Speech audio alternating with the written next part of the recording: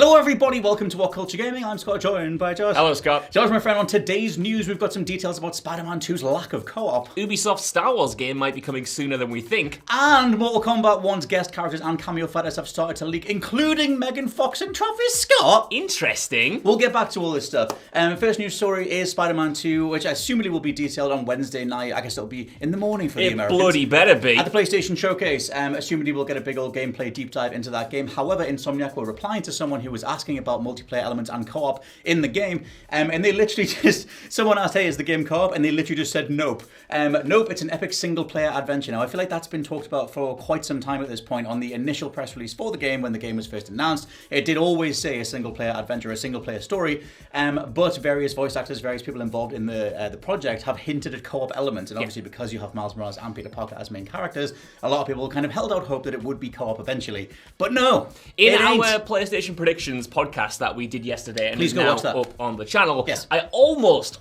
asked you if you thought the game would be co-op, and I'm so glad I didn't, because it would have been instantly dated when this news came out a few hours later. To me, this is music to my ears. Same. Not that co-op hasn't been done well in the past, but when it comes to something like Spider-Man 2, I want the focus to be on perfecting the single-player portion of the experience. It would have, of course, been cool to be able to switch and to be play with another friend as Miles Morales and Peter Parker together, but if that came at the expense of, proper pacing or, story developments involving those characters or sidelining one because they're put out of action by a villain, for instance, I like that they're focusing on the single-player component initially. No, man, same. The thing is, like, co-op games, they have their place. It's not that I hate them or anything. Army of Two was a nice amount of fun. You like Gotham Knights? I love Gotham Knights, but I'm not playing I'm playing Gotham Knights single player. Yeah. That's that rare game that they always tell us can be played single player, even if it's got a drop-in, drop-out co-op. And I'll just always force those games to be single player. So I am always ever going to try and play Spider-Man 2 single player anyway. So I guess I'm quite glad that they're getting out there saying this. It does put all the impetus on what have they added. Have you got some sort of like team-up moves? Can you like hit a button to trigger your other Spider-Man's moves or something?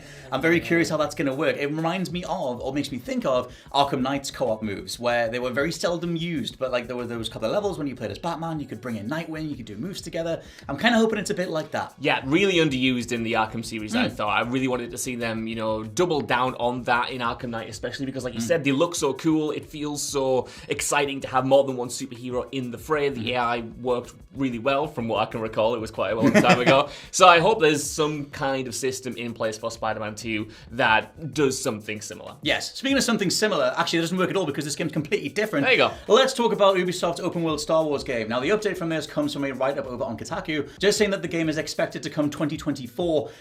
This is actually, I kind of just forgot the details for this thing, but it's Ubisoft Massive. It's the dudes that did the Division 1 and 2, and it's the same director, it's Julian Garrett.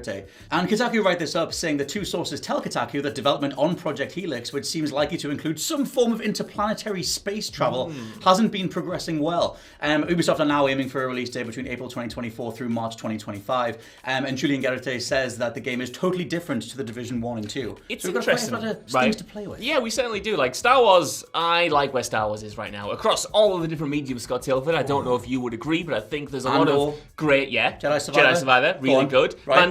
Parts of the Mandalorian Season 3 people liked. I like the movies that were announced. They sound really cool. I want to watch that Rey film and the others, the Old Republic one in particular. James Mangold, I like him. Yeah. Stop giving me that face. The point is, no matter where Star Wars is right now, I don't really trust Ubisoft necessarily with the IP. The trajectory they're on in comparison isn't particularly great. I haven't enjoyed the last few games that they have released, so to hear that it's apparently not progressing well doesn't fill me with confidence. But it's interesting that further in the Kotaku report, they also say that their sources tell them that Ubisoft is expecting this to be their first big non-Assassin's Creed blockbuster in quite some time. So they're seemingly confident in it in terms of its sales, and I just want to hope that kind of translates to confidence in the gameplay and the mechanics and whatnot, because I am excited that it's different from what Massive have done before. I was a big fan of the Division 1, but I wouldn't want that style of gameplay supplanted into the Star Wars universe. I want something a bit more story-focused and maybe a bit more action-heavy. Yeah, same. The thing is, because they're mentioning the idea of interplanetary travel, that being something that is maybe causing the team to reevaluate ways that the project's coming together and elongating the development time, and then saying that it's massively different different from the Division 1 or 2. That makes me think of Mass Effect. That makes me think of some sort of intergalactic Star Wars Mass Effect type thing, because there's a huge Mass Effect shaped hole in the gaming industry right now. That's true. And you might as well try and plug it. Ubisoft love plugging obvious holes for obvious ideas for open goals, and I feel like, who wouldn't want to at least give that a shot? That's a good point. They Plug the hole. See a gap in the market, and they're like, we could make the most derivative thing possible and fill that pothole over with these ideas. No, like you said, Mass Effect 4 seems to be quite far out. Knights of the Old Republic, the remake of it, seems to be, in development hell at this moment in time. Jeff Grubb the other day was saying he's not sure that thing's ever going to come out. So if it is a Star Wars RPG, I would be down for that. I'd be cautiously optimistic, but like I say, just based on Ubisoft's general track record recently, the proof will be in the pudding, and I'll have to see what's going on. Ubisoft are on a bit of a weird tangent at the minute. I mean, the Assassin's Creed Mirage gameplay leak, but it was just more of the same stuff, obviously, to some degree. But I guess we'll see what else. Maybe things get shown at the PlayStation Showcase. Maybe they have some things to show across Summer Games Fest. We will see. Final news story of the day is Mortal Kombat 1's guest characters starting to be leaked. Now, this initially came from Amazon. There are more people to this. But yeah, back when the Mortal Kombat 1 reveal happened last week, Amazon initially wrote up their product listing and included some various guest characters. Now, these are playable characters. So guest characters, playable characters, include Omni-Man, which is J.K. Simmons' character from Invincible. I didn't know him by name. What that is, but Invincible's phenomenal. Cool. Yeah. Go watch Invincible. It's great. So Omni-Man is J.K. Simmons' character from that. We also have Homelander and Peacemaker. Very good. Which, sure, why not? Yeah. I guess Homelander makes sense for the fatality stuff. I haven't seen the Peacemaker show. No, but if it gets me like John Cena in there, as long as they get him. Just give me John Cena. Just have actual John Cena. So those are the playable characters. The thing that Mortal Kombat 1 also has are Cameo Fighters. Now, they've not detailed these yet. Cameo with a K. But the Cameo Fighters are listed as assists, so they haven't detailed the new gameplay systems yet, but it seems like it's an assist-based fighter where you're hitting some sort of button or whatever it is to bring in a different assist animations to help you in combat, which allows them to tap into, whatever they need to. I have a whole cynical view of this where I think they're just going to go full banana sandwich Fortnite style and just bring in as many different franchises as possible. Because if you start running down the ones that have leaked so far, the Cameo Fighters that are listed on the Amazon page are Tremor, Johnny Cage, Chameleon, Movado, and Farah. Movado is from Deadly Alliance, which I appreciate them bringing Movado back, even though I don't love the character particularly. But it's obviously worth saying at this point that Johnny Cage being a cameo fighter, he has to be an actual character as well. He's already been confirmed as an actual character on the roster in the initial press release for Mortal Kombat 1. So that is interesting because it suggests that, you're going to have two versions of these characters, perhaps. One is a kind of cameo assist character, like you mentioned, and one is the main fighter with all of the moves that you would expect. And that's interesting, though I think people might be a little bit pissed off if people are only in there as cameo fighters and they don't get to play as them properly. I don't want another Shovel Knight and Smash Brothers situation. Let me play as the people that I love. Yeah. If they bring Onaga back, I'm going to keep talking about I'm going to sound the Onaga trumpet. Loves him. Until they bring Onaga back, but if they bring him back as a cameo fighter, that's going to suck. Anyway, the newest piece of information in this regard is Sacred Symbols Colin Moriarty saying that the person that told him that Jean-Claude Van Damme was going to be in the game, which is now confirmed, Jean-Claude Van Damme is his skin for Johnny Cage,